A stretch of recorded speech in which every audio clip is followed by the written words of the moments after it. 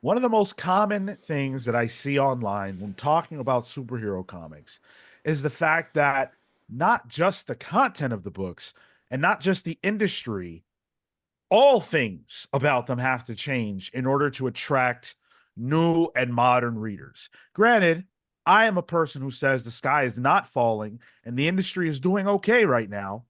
But of course, the average comic book reader is probably 35 and older, and it probably skews a lot older. So, what happens when the elder fans fall off and are no longer buying the books? We need new, fresh blood to read the comics, right? And so, how do we bring them into the fold? Does the medium, do superhero comics have to change in order to bring younger readers, new readers into the fold?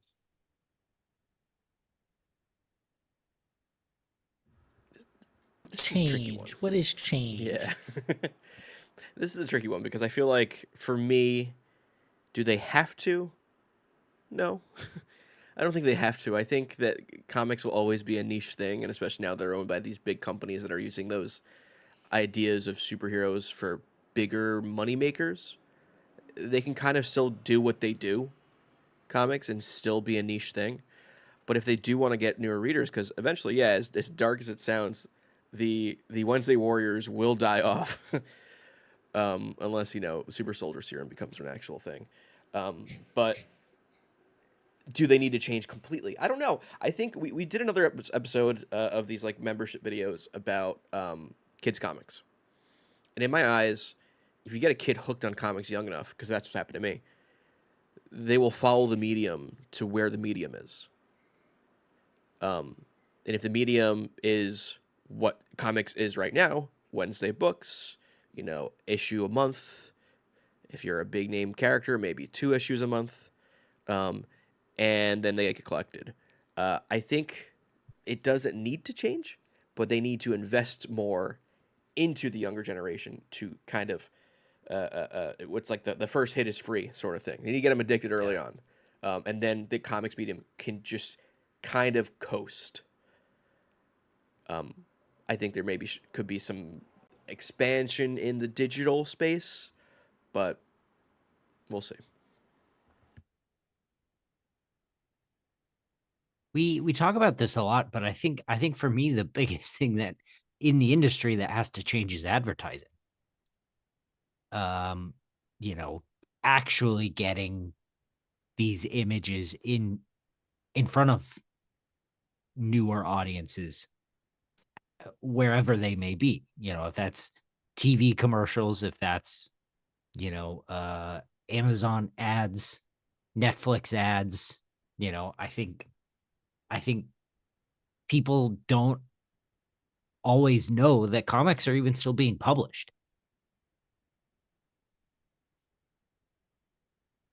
Yeah, I don't think that they need to change because the medium, as any kind of medium, will find people. But I do think the people that you're trying to reach and build, I think you need to start doing things that are more risky from a creative standpoint that incurs probably larger falls, but ideally bigger rises. Risk things creatively, build these things that are happening now, all in. Absolute. I think those are the kinds of things that need to happen. We're talking about it now in the show, New 52. Like these are the big ideas and the big concepts that need to happen with appropriate amounts of time to be able to inject new readership. Because I think if you do it too much too often, you run into the we have an annual event like a Night Terrors for the sake of having said event, and you remove some of the specialness of what makes superhero comics superheroic. So you think creatively there needs to be a big enough explosion creatively so that other people can hear that explosion and get drawn to the attention of it. Yeah, and I think yeah, exactly. If that's possible, and ideally with some of the new initiatives that are happening now, I mean, you know what? I'll take Energon as the example, right? That created a huge enough bang that I feel like for months on end, our Discord was flooded with new fans coming directly from Transformers, coming from the GI Joe comics, coming from all of these smaller places, stuff like Ghost Machine too. Like, and maybe that's a consequence of us covering those things in that much detail. But I would say I don't think I would have expected that otherwise for something like an IDW, for a Dark Horse, without the same kind of fervor. And I think that's what you need, is to build that creative freedom to have the fan expansion.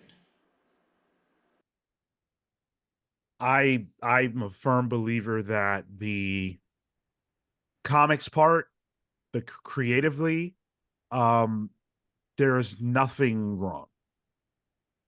I think that creatively speaking, comics are comics.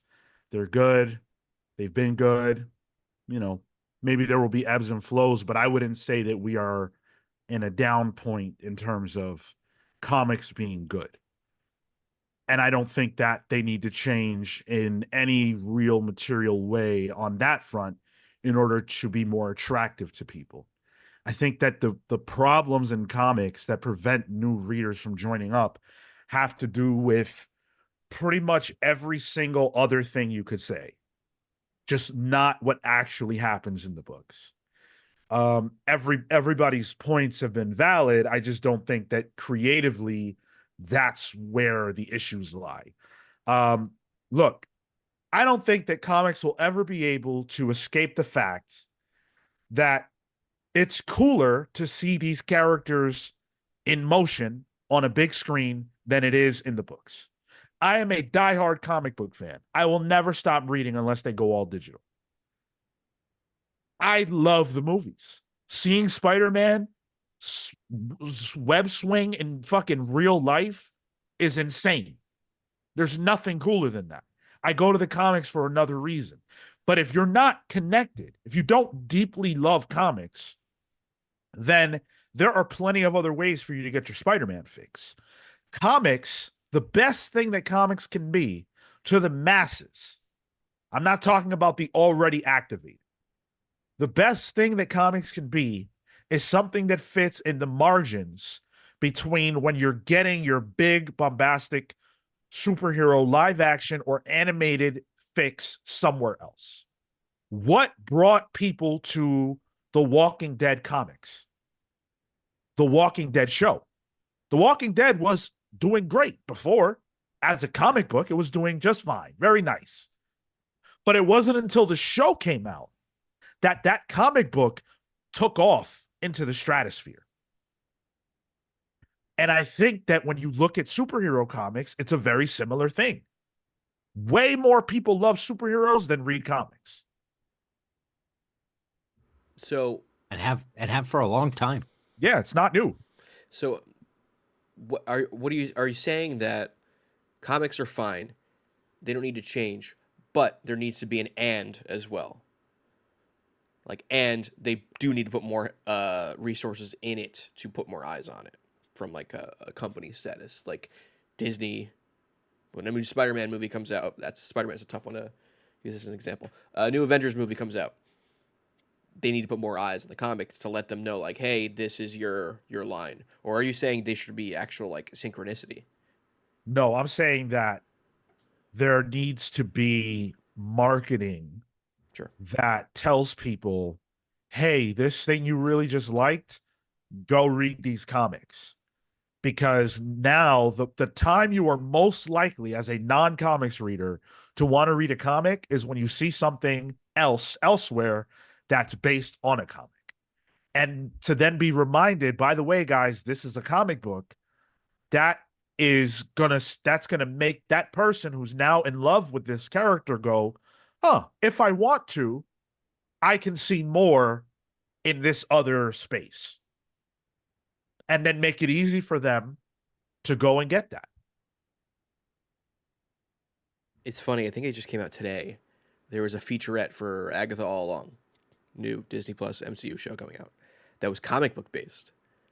The problem was they were only showing comic books for the past 3 years for when she was young. So it's like maybe they're trying to start that. Agatha's a poor one to do that with because they would not show an image of her as an old lady to let you know like these comics exist for her. Do they? Would be my question.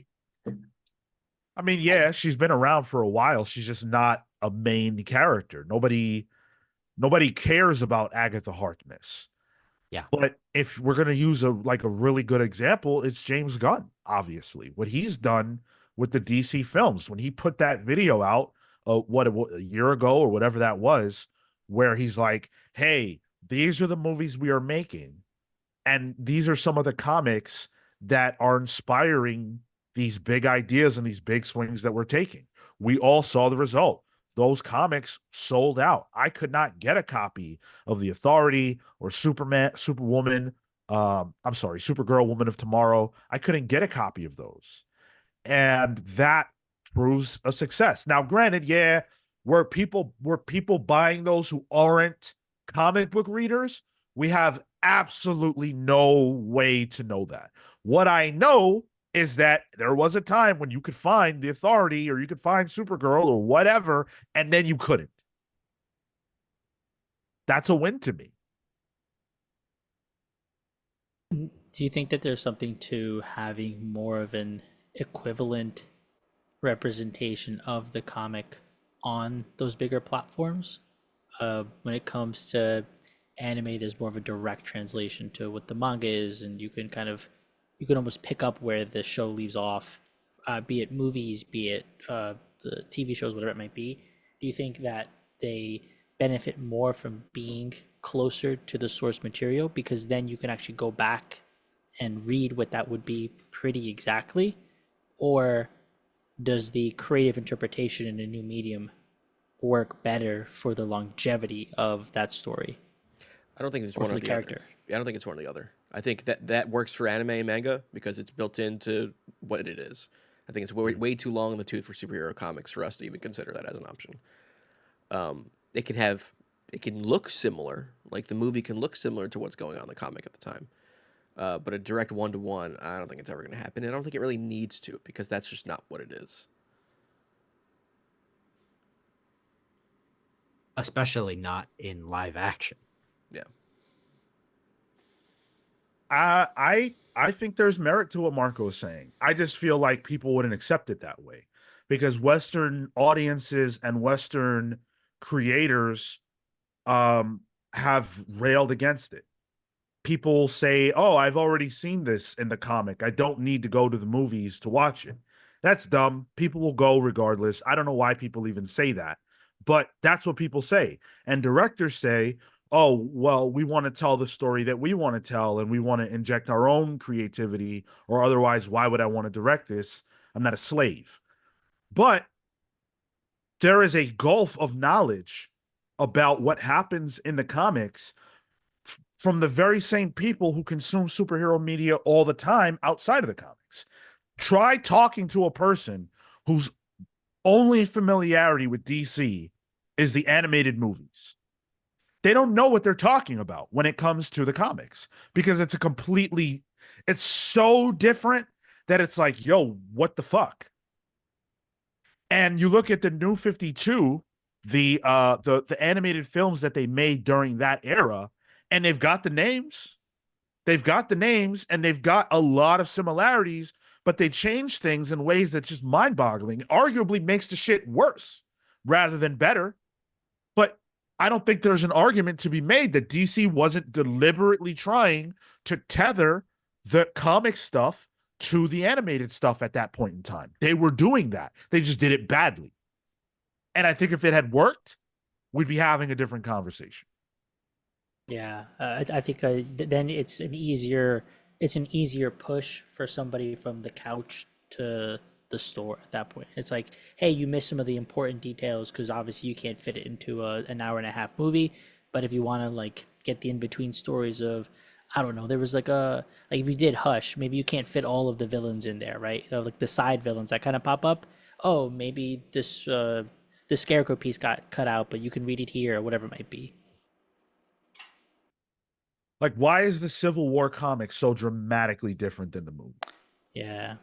There's a lot of weight there that gets lost. There's a lot of I think conversation starting and maturity that probably can provide a bit of different perspective to people who are open to reading comics from the movies.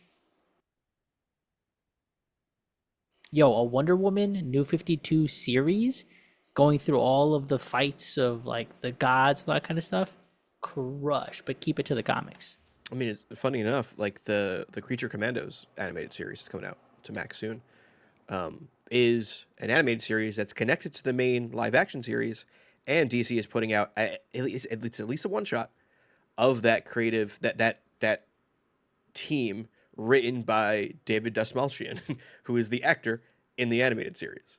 So there is at least a peak there with the first James Gunn DCU bit of synergy across three fronts. Really, we'll see if that continues onward, but. I mean, Doom Patrol tried stuff with like to get as close as to the comics. They had freaking Danny the Street. Like, they leaned into that wackiness and Yeah, I think it paid off. They did a lot. They covered a lot of ground on that show. Yeah. I just think about like, man, if like the new 52, because DC changed up everything when that happened. You can see New 52 echoes in the animated series that they did, the movies they did, even the animated movies, but even the live action movies, I think pulled from the tone of that in a lot of ways. And I think if it was even closer to the books, that could have been something. Like if the Justice League by Johns and Lee visually, if there was a visual similarity between that comic and the movie, Zack Snyder's Justice League, and because the movie is essentially that comic. There's a lot of differences that make it worse, but it's essentially that comic book. If it was just that comic book, would it have been worse? Would it have been less interesting? Give me a Court of Owls, dude. I'm hungry for that. That was a genuine question. I really want you guys to answer No, that. that was rhetorical. I think I don't know that it would be less interesting, but there's less room to fill. There's less meat on the bone because of the separation in medium.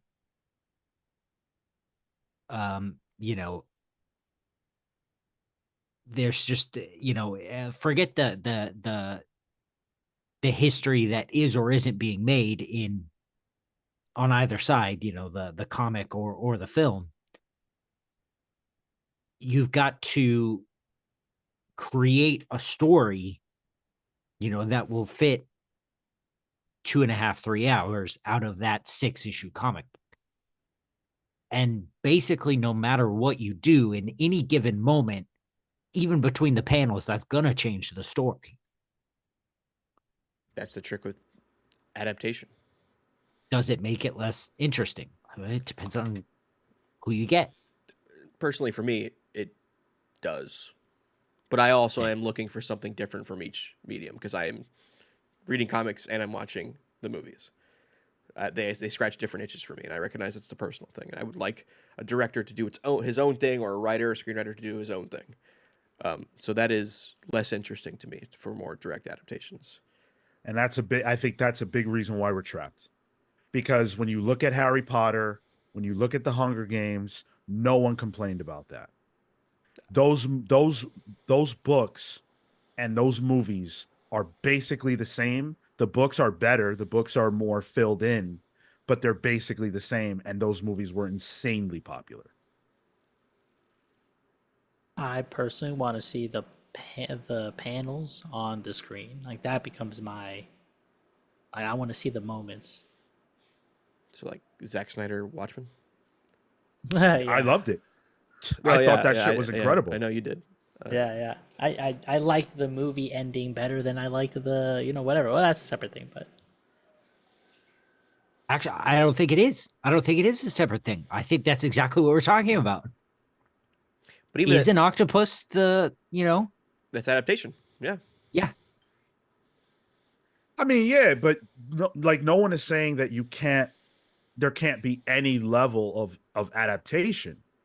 But when that movie came out, most of the people who saw it, most people who see anything are not original fans of the source material. They don't know the difference.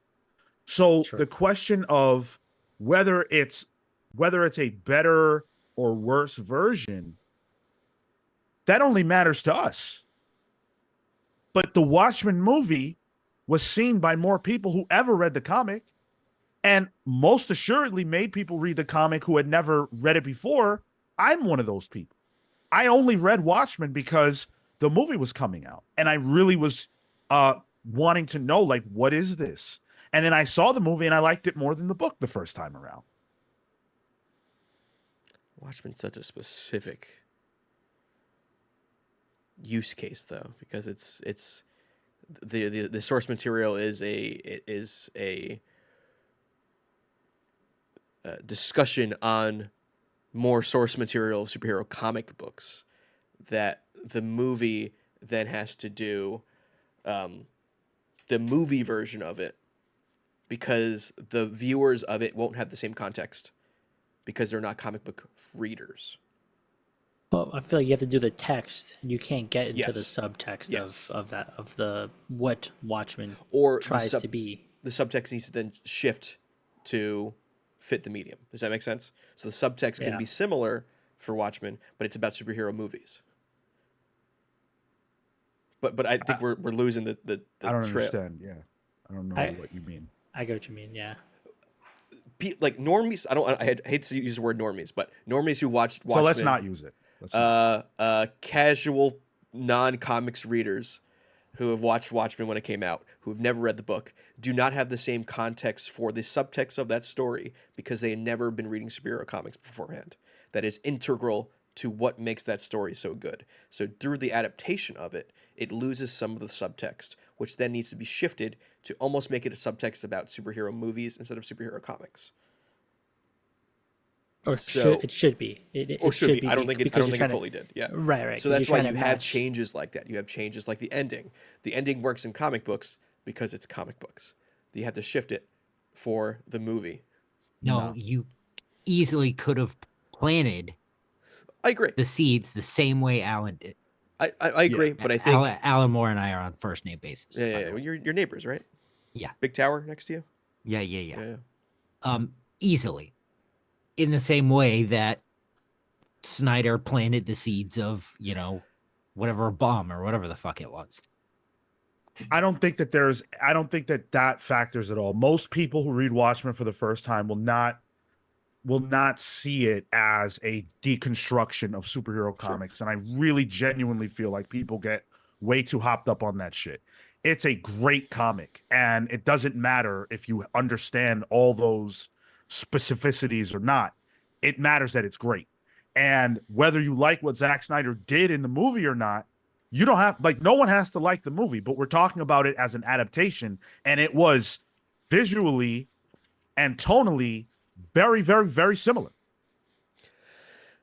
To bring us back to the prompt, are you saying that comics don't really need to change as much, but everything around it needs to change to the benefit the comics? Yeah. Okay. That I don't disagree with. I think comic books, as it is right now, is pretty simple. Like, once you're in, it's really easy to understand. It comes out every Wednesday. It is like clockwork. Except fairly recently when it was Except Tuesday. for like 5 years. This is why they changed back. All right. Let us know what you think about this subject. Do superhero comics have to change to accommodate potential new readers, or is it business as usual? You guys let us know in the comments. Make sure that you like the video, subscribe to the channel. We'll see you guys in the next one. Take care.